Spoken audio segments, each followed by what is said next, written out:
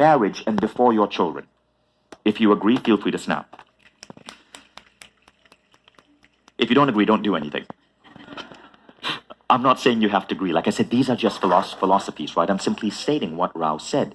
He says, if you make personal growth first, everything else grows. So it doesn't make you selfish, but everything else grows. But what happens is you escape from the rules that tell you how to be and what to do. And that is when you're truly operating from your soul. So this becomes rule one. In fact, what Rao said is that if your business fails, it doesn't matter. Did you grow? If your business succeeds, it doesn't matter. Did you grow? And I found that really liberating because I was feeling like a failure for failing consistently. But when Rao changed my mental model, and he uses the word mental model, I started seeing this really cool quote. I saw a friend share on Instagram, and it says this: grow so fast, your old friends have to get to know you all over again. So I want to introduce you to a term, right? I call it ROSE, rate of self-evolution. Your rate of self-evolution. Your rate of self-evolution, or your ROSE, must be the ultimate thing in your life. In other words, your life needs to be about personal growth. Many of us forget that. We make our life about our children. That's wrong. If you look at the concept of conscious parenting, which Shefali Sabari teaches, your children are nothing more than the vehicle for your greatest evolution. She, Shefali, who has been on Oprah 7 times, says, you are not there to teach your children. Your children are souls to teach you. Likewise, your work and your business is not there for the title or the money. No, those are bullshit constructs from the culturescape. You will get that if you make your business about making you grow. So personal growth becomes everything. Now, I want to introduce another idea, which I really like. This comes from the book, Atomic Habits. So in the book, the author says that we often approach personal growth wrong. We want to lose weight, so we say, it's going to be about the process. I am going to do this particular exercise. Or it becomes about the outcome. I am going to go from 30% body fat to 20% body fat. And the book says that's actually wrong. Don't think about outcome. Don't think about process. You really want to shift identity. Think, I am born with this incredible body, which is going to stay young and athletic forever. Or I am a Spartan. Or I am always healthy, fit, and muscular. When you make it about the identity, you get the outcome, and the process becomes effortless. You don't have to use willpower. So one of the first things we did at Mind Valley was we started changing the identity of everyone in our team. That's actually a picture of Mind Valley people at the gym in the morning. Everyone in that picture works at Mind Valley, cheering each other on like people are going through a fitness test over here. And the cool thing about when you shift your identity, you've heard the phrase, right? You are the sum of the 5 people closest to you. Everyone around you, you infect their identity as well. It's one of the reasons why, this tribe is so powerful. When you get on WildFit or when you get into shape, it ripples. Jason Campbell. Jason, could you run on stage, please? And do you mind taking off your shirt as you do so? No, okay, you don't have to, but Jason, come on stage, just for kicks. Just for kicks. Jason, no, I'm serious. Would you mind taking off your shirt? What? No? Your golf... What? Okay. So the reason, it was a legit question. So Jason was a chubby Canadian guy. Like, I literally remember a conversation with him. He had come back from December, back with his parents in Canada. He's like, Vision, they fed me so much cheese. And Jason was interviewing a tribe member, right? Who was the tribe member you were interviewing? I don't know about the tribe member, but you just remind me of a memory when I came back at team retreat, and the first thing you said after not seeing me for a few weeks, you're like, Jason, you look so big. Thanks, Vishen. So you were interviewing Jimmy. You were interviewing a tribe member, Jimmy. So Jimmy is Jimmy Narain. You guys know Jimmy, right? Okay, so Jimmy Narain's an A-Fester. He's been to multiple A-Fest. Jason was interviewing Jimmy, and Jimmy is really fit. And Jason said, how do you do that? And Jimmy says, well, I have this identity that I am a Spartan. And that struck something in Jason's mind. The very next day, within 24 hours, Jason implemented that identity. He signed up for Spartan Race. He ran his first Spartan Race and took 4 people from Mind Valley with him. It was in the middle of a typhoon in the Philippines. And 5,000 people ran in the middle of a typhoon. Now, that was so exciting. The next Spartan Race, 27 people ran. And the next Spartan Race, 40 people ran. And today, when you join Mind Valley, if you are a guy, we don't measure this for women, but only men, you lose 10 kilograms in your first year. And typically by year 2, you're running a Spartan race. So we have more like abs, visible abs per male than probably any other company out there. So All I'll say is we're all going to be wearing costumes tonight, so you might have a chance to see the abs then. right. So, but my point is, Jason infected an entire culture with that attitude. So every morning people are working out together, people are training for the Spartan race, and that's what identity shift does. Okay, so thank you, Jason. Thank you. Although I'm so disappointed you kept your damn shirt on. So the toolkit is identity shift. How do you engineer identity shifts? I learned this really powerful technique from Christy Marie Sheldon. She's one of our Mind Valley teachers. Now, she calls it lofty questions. So first you decide the areas of your life that you want to create anew. And now in the morning, during your meditation, you do not say an affirmation. You raise a question to your subconscious. You see, affirmations don't work. Jose Silva, the great mind science pioneer, established that in the 1980s. If you say, if you are not in a healthy state and you say, why am I so ripped and muscular? In the back of your mind, there's going to be a little voice that says, no, you aren't ripped and muscular, you liar, you ate that pizza last night. And if you're going, what voice? I don't have that voice. That's the voice. So, you guys got that? So lofty questions are different. You trick your subconscious. You don't give a statement that your subconscious is going to inevitably make you deny. You actually create a statement like that. Why do I wake up every day feeling connected to sauce? Why am I such a powerful learner? Why am I running $100 million company? Why do I have such a living and exciting relationship? Why do I have the fit, muscular body of an athlete? These are all lofty statements that I do. Right now, the beautiful thing about lofty statements, and you can design your own. The beautiful thing about lofty statements is your mind cannot deny them. Rather, you are posing a question to your subconscious. And if you're in the right state of flow, I believe that it activates your subconscious to find you the answers. So let's look at that last one, right? Why do I have the fit, muscular body of an athlete? I started saying that in January 2016. January 2016, and I was not fit. I mean, I was okay, right? But, you know, I was at maybe 22% body fat. I met Eric Edmeades 2 weeks later. Is Eric in the room? There he is. I met Eric Edmeades 2 weeks later. He was teaching people the WildFit diet. I got on WildFit. 90 days later, I'd gone down to 14% body fat. It was amazing how fast it worked. I tried to lose weight for 10 years. I couldn't. I tried to have a disciplined gym practice for 10 years. I couldn't. Within weeks of stating this, using this statement, my body shifted. I was disciplined. I was only attracted to good food. And then weird synchronicities like meeting Eric came into my life. I got on WildFit. Now it didn't stop. 6 months after WildFit, I'd lost weight, but I wasn't still athletic. I bumped into a guy who works at Mind Valley, and it turns out he's like a workout genius, Lorenzo. He developed the 10X protocol, and now he starts training me. And then, you know, from that, the ripples start happening. 100 people from my team went into WildFit and then into 10X. And now that statement for me is true. Now I state it to maintain it. So it's crazy how when you shift your identity at the subconscious level, the world shifts. But remember what Michael Beckwith said, the law of attraction is incomplete. It's really the law of resonance. When you change who you are, the world will shift to ensure that who you are is true. So it starts inside. Don't think attraction, think resonance. So that was value number one. But you get there when you embrace personal growth as the number one thing. So I want to encourage you to try the lofty questions exercise. If you want to go deeper, get on Google, just search for lofty questions, Mind Valley. You'll find a free 5-minute video on it. Now the second thing is envisioning. Being dedicated to your personal growth is amazing. But how many people do we know who have great bodies or who spend so much time meditating, but they are broke? They're not contributing to the world. Especially true with many spiritual people. I believe the point of spirituality is not just to go within, it's to go into introspection so we can emerge and actually shake up the world. I call it the unification of the Buddha and the badass. You want to merge both. The world doesn't need more Buddhas. The world needs Buddhas who are badasses. Ken Wilber, in his famous essay, Egolessness, said, the great spiritual saints and sages of the world, from Moses to Padmasambhava to Jesus, were not feeble-minded milquetoast. They were movers and shakers, from bullwhips in the temple to subduing entire continents. They rattled the world with the force of their ego. So, as you embrace personal growth, it doesn't remove you from the world. If you do, that is not personal growth. That's probably a cult.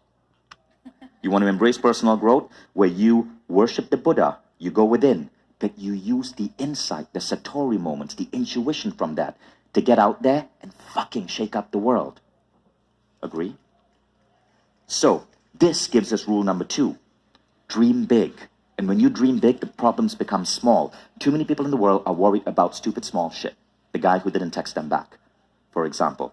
But when you dream big, what happens is the little stuff doesn't matter because you have something far, far, far greater.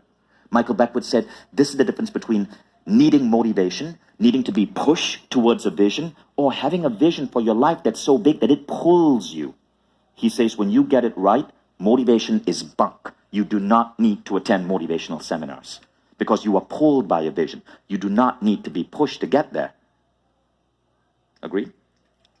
So, when you dream big, your problems become small, which is why what I try to do in my life is always try to dream bigger and bigger and bigger. So after AFES became successful, we decided to try Mind Valley University. For example, you got to keep your mind focused on bigger and bigger things. So you got to be happy and grateful. All of that is great, but you got to keep envisioning a better vision for yourself.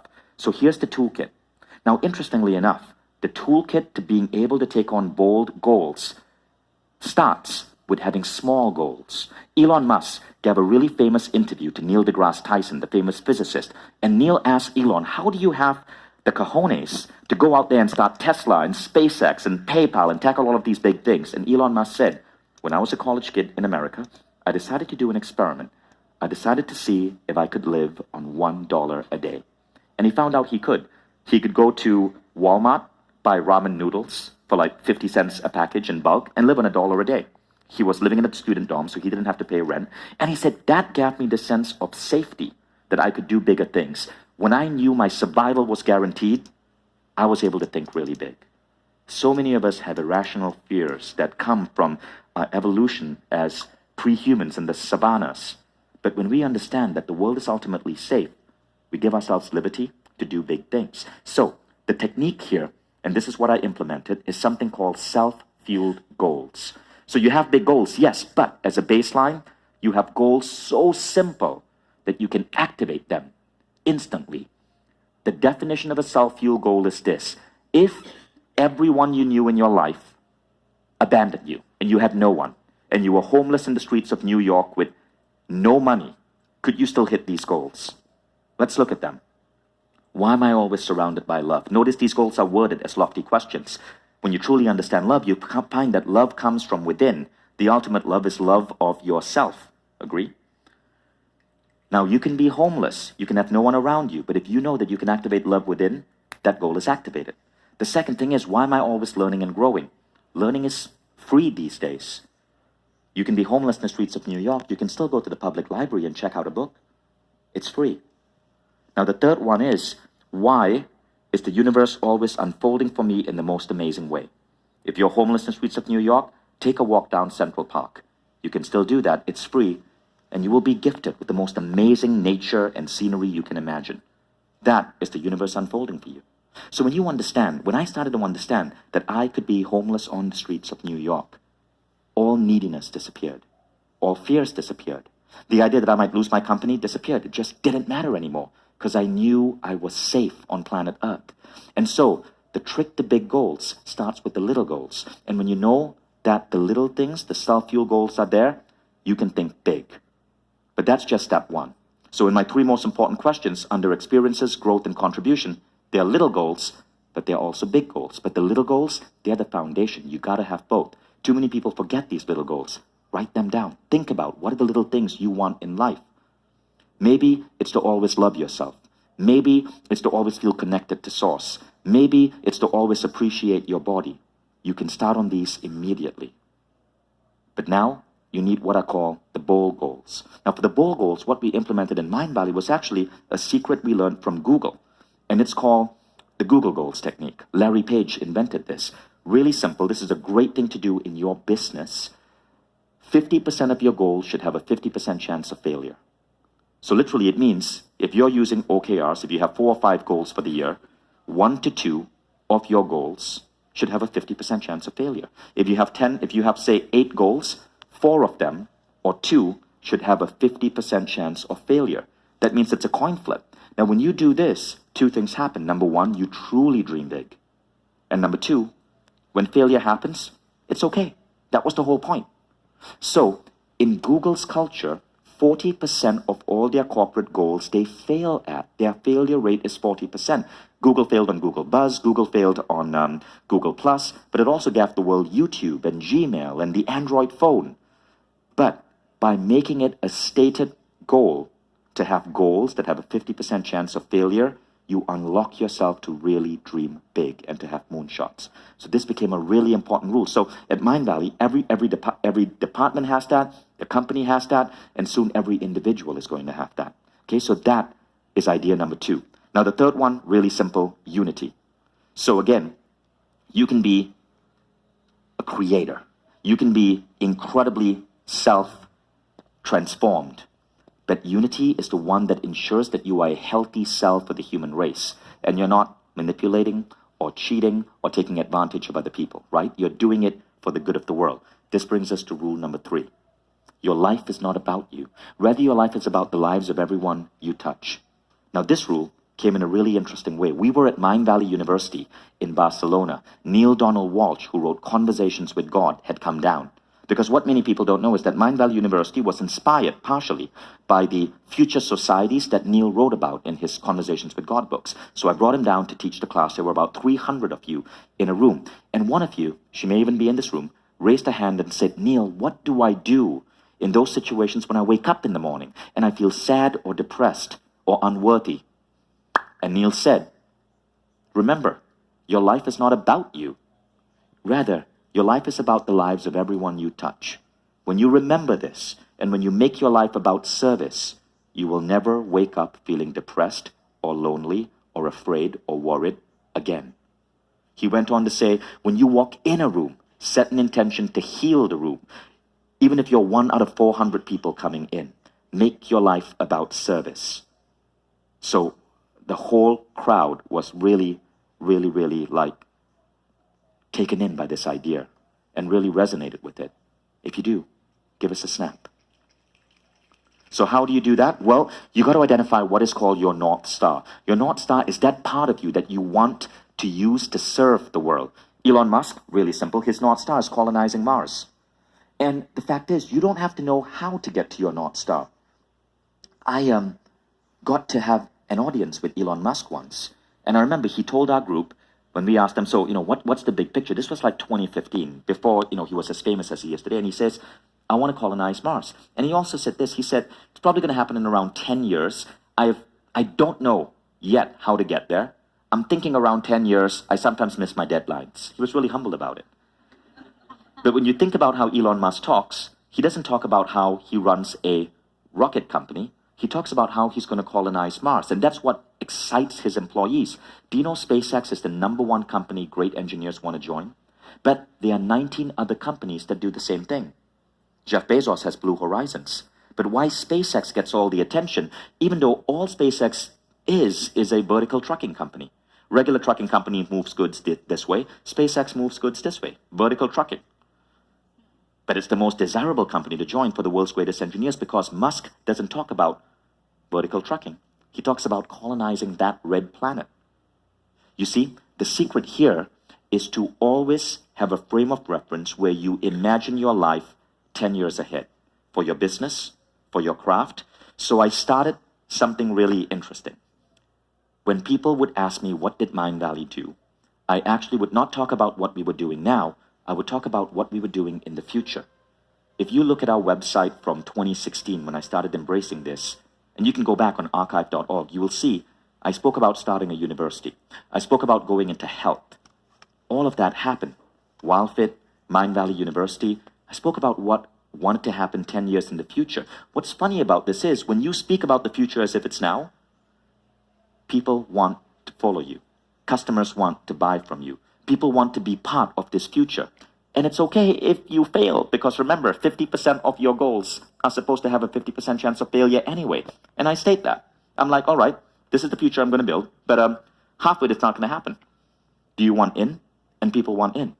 So this is one of the most amazing things. It is the power of speaking about your life and what you're doing 10 years into the future.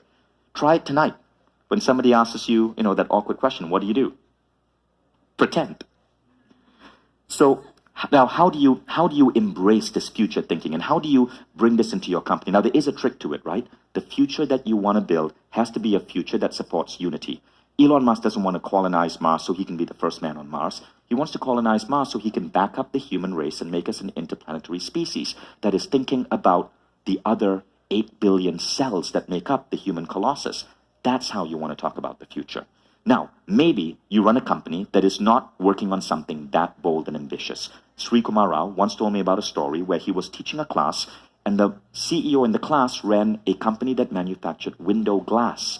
And the CEO said, Sri Kumar, how do I speak about 10 years in the future? All I do is provide a commodity that's glass. And Rao said, but isn't it true that for 1 week every year in your community, where you employ 200 people, you take all your employees and you allow them to go and work for non-profits, like an orphanage or a soup kitchen, and you pay their salaries for a week? That is how you contribute. You're helping contribute to a more compassionate world. So speak about that. You, he told the CEO, are taking a stand for service. Speak about that. It doesn't matter that you manufacture glass. If people know that that is the core and the soul of your company, they will want to join you, and you will inspire people. So Rao, in other words, said, don't try to be inspirational. Instead, be inspired. This CEO wasn't inspirational, but he was inspired by the people who worked in soup kitchens, by the people who clothed the homeless, and he wanted to give his employees that experience. So how do you do it? The toolkit is take a stand. Like Martin Luther King spoke a lot about this. He said, power without love is reckless and abusive. Love without power is sentimental and anemic. Power at its best is love implementing the demands of justice, and justice at its best is power correcting everything that stands against love. So you take a stand. For example, when me and Eric did a WildFit campaign last year, we took a stand against Nestle. It became the biggest news story in Malaysia, and what we wanted to do was expose how Nestle was getting kids addicted to sugary drinks and putting it up as energy drinks. And it was huge. It became the biggest story in the country for 7 days, and Nestle lost their health ratings for their Milo, which is a crappy product, in Australia, New Zealand, and they introduced zero sugar Milo in Singapore, partially because we took a stand against this $80 billion company. Another thing I wanted to share, and Marsha Weeder, who's in the audience, asked me to share this video today because she said it really touched her.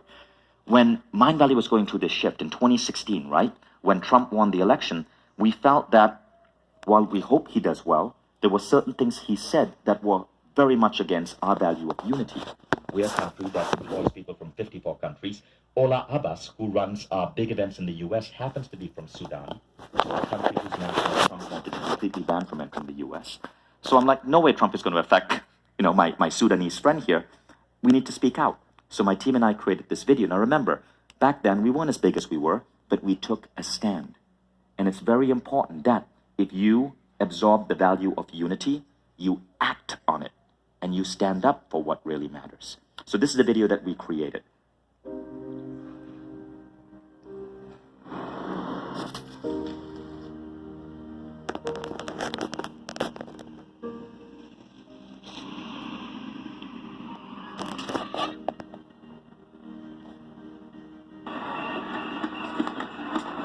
We are going to build the wall.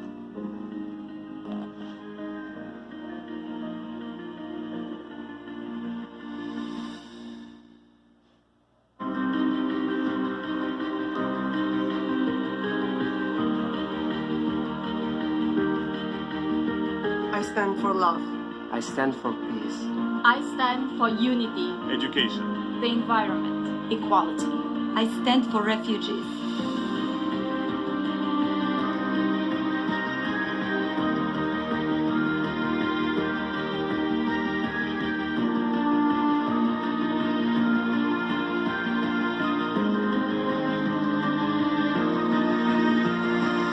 In an age of dangerous politics, don't let bullies force you to sit down. To tell you you're being too political or unpatriotic. When you speak your truth. To tell you can't stand tall. Or that you don't belong here.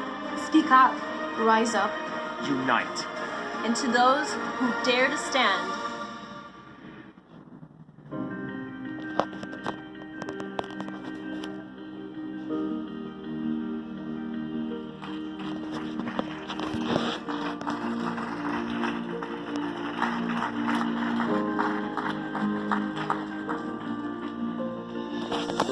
What do you stand for? Our team is really proud of that video. And the funny thing is, when we did that, people are like, why would you release this? You'll just turn off, some of your customers. But actually, what happened is when we released this video, within 6 months, it was insane how much Mind Valley grew.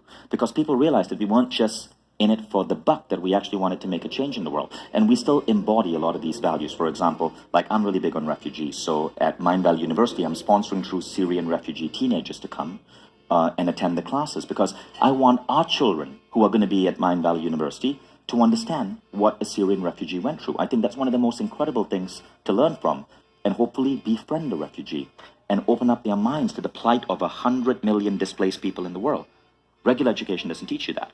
So the stand is something that's so important, but all of it comes from the value of unity, of ensuring that your compassion, your love extends outside just the borders of your nation or your gender or your industry, to all people, everywhere. And that brings us to the fourth value, which is love. So Khalil Gibran said, all work is empty, save when there is love. And when you work with love, you bind yourself to yourself and to one another and to God. So that's really what this one is about. And Love. You see, because wearing this mask, talking to you guys, this is love. Coming into existence, this is love. Wanting the best, this is love.